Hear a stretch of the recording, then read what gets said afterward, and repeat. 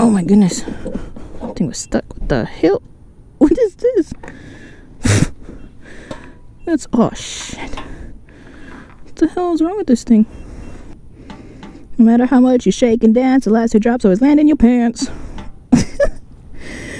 What is wrong with this thing? It looks a little bent. That's what she said.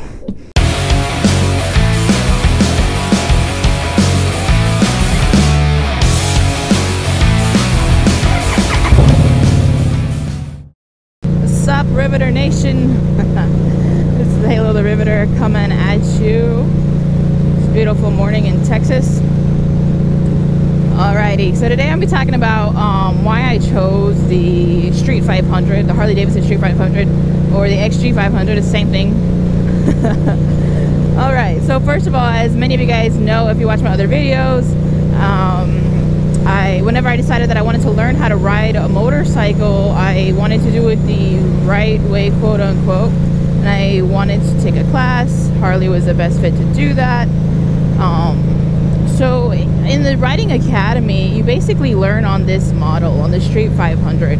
And so first and foremost, comfort was my first reason. You know, I was comfortable, I was familiar with the bike. As a new beginner, I was sure that I didn't want to have a whole ton of power in my bike. You know, I don't want to take it out on the road just to try to get into an accident. Oh my gosh.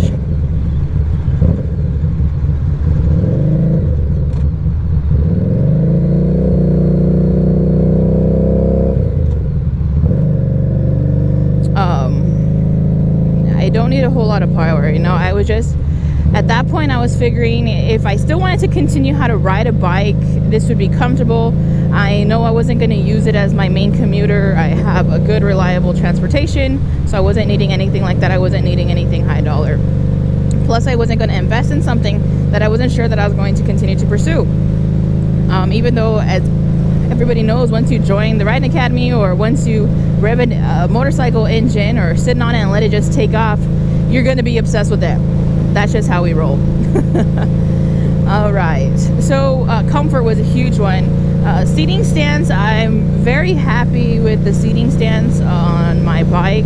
I have not tried a sport bike, so I can't, my opinion is very limited on that. I have no factual evidence to be biased toward anyway. So I love the cruiser stance. You know, it's very relaxed. So yeah, comfort. It's a very low bike. I'm not tippy toeing it when I'm stopped. I think I'm able to pretty much flat foot it and go on from there.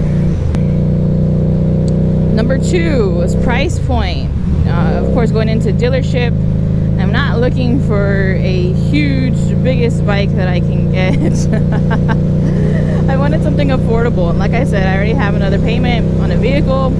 So whenever you think about what you're going to be buying, you want to think about the monthly payment, but you also have, of course, think about your insurance payment. For us younger ones, I'm going to try to sneak myself into that bunch. For the younger ones, it's going to be a little bit higher. If you're a first-time rider, it's going to be higher, you know. If you have this big, huge, powerful bike and you're a first-time rider, I don't know if they dock that against you. I'll have to probably look into it, but I'd be interested to see. So yeah, so basically the price tag was not bad. You know, I'm not put out a bunch, and at the end of the day, you know, once you purchase your bike, the parameters aren't like you have to finish paying it off in whatever your term is. You can pay it off earlier. So anytime I have extra cash, you know, throw it at the bike and pay her off faster. The third thing, of course, for everybody else who isn't worried about everything else like that, the third reason why I chose her is for looks. Me personally, I think she's a mean-looking machine. She's completely blacked out, and I don't think Harley Davidson makes the Street 500 anymore. I think they start out at $750, but the Street 500, it's a completely blacked out bike.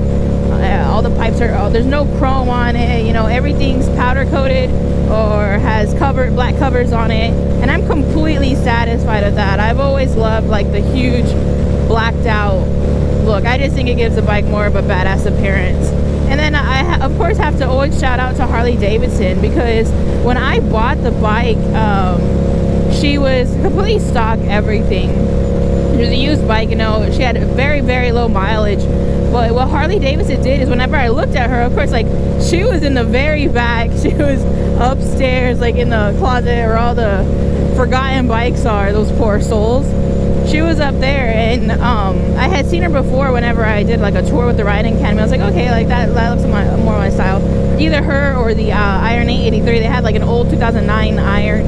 It had a big ding in the gas tank, and it had like a sticker over it. So that's not my at my alley at all. If you have a ding gas tank, I'm sorry, don't cover it up with a sticker. Anyways, so I had seen her before, completely stock, and she was beautiful, very low mileage, and just gorgeous bike. When they brought her out to me after signing the paperwork, what Harley Davidson had did is they gave me they basically for free, I mean, I'm not looking at the contract and seeing any extra charges, but they put in an LED light on her. So honestly, that just, it makes her look so much better, you know. I'm completely satisfied with the look of the bike that way. Like I said, I have to, of course, shout out to Harley Davidson for doing that. Oh my gosh, dude, are you gonna turn? Goodness. And so they just made her, you know, that much sexier. All right, so we got comfort, we have price, we have looks. And you know, as a beginner, I'm not going to be going out into city streets and just ripping up the town. I'm not going to be going on the major freeways and, you know, just trying to see what the best that she got. The model that I got was basically so I can get saddle time and learn. You know, that's the best way to perfect or get better at anything. And so I'm completely satisfied with her. You know, what I do is, when I first started, I would just, there was an empty cul-de-sac in the neighborhood, and I would just ride around in circles, like go a circle. I would do the drills that we did in the Riding Academy, start, stop, all that. And then I would, after I got comfortable with that, then I was like, okay, maybe I could venture into the neighborhood streets. So I did, you know.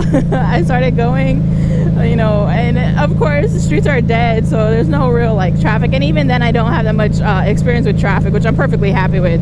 I found this gem of a road. You guys are probably sick of this scenery, but I think it's gorgeous, and the weather is gorgeous, so I'm happy with it right now. It's so peaceful. There's really like no traffic on the early morning weekends.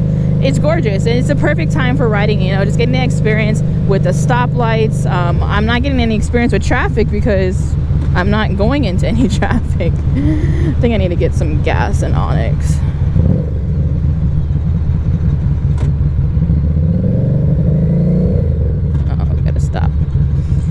You know, I'm not going with traffic, so I don't have experience like that. I still get nervous when there's a car that will pull up behind me, or there's a car behind me at a stoplight. Of course I'm going to get nervous still, but other than that, I'm completely content with taking her out on the street and just practicing. And that's what you have to do, you know. Like I've said many times before, what you put into your motorcycle riding is what you're going to get. And if you put in 30 minutes of just thinking about it, I'm sorry, it's not going to help you. If you put in 30 minutes of watching YouTube videos on how to, that's going to help you better than just sitting and thinking about it, you know. I mean, and I'm not knocking if you sit at home and you practice with your hands, you know, letting off the clutch and rolling on throttle. Those are good things to practice. What I'm saying though is, if you get out there on your bike and you're practicing, that's going to give you, it's going to be way more advantageous if you're just sitting doing nothing. So once again, that's one of the main reasons why I picked this bike. I was comfortable with her. Whoop-de-damn-do, boy. You beat a new motorcycle rider. Anyways, I was very comfortable with her. I was very familiar with her. She wasn't too much power that I couldn't handle. She looks, she is gorgeous. And everybody thinks their bike is the most gorgeous thing. And if you don't, like, get a different bike. But she's gorgeous, and I'm completely happy with her. And if anybody wants to knock that, you know, at the end of the day, I know what my purposes are. And at the end of the day, if anybody's knocking you for your bike, are they riding it? No. So it doesn't matter. If you are happy with your bike, the decisions that you have made with your bike, any mods that you have done, and it's yours, and you're genuinely happy to take that bad boy, bad girl out on the street and rip it up, then kudos to you. That's all that matters at the end of the day. Who cares what anybody else has to say? They're not paying the bill. They're not driving around on her or him. So, okay, shut the hell up. Alrighty, guys. About to get some gas for Onyx, because I think I put enough miles on her this weekend. I know they're not a huge amount of miles, but something. Yeah, boy, get it. Get it, get it. Oh, man. Alright, got my wallet, gas cap, keys. Alright. And Slothy. Let's do this shit.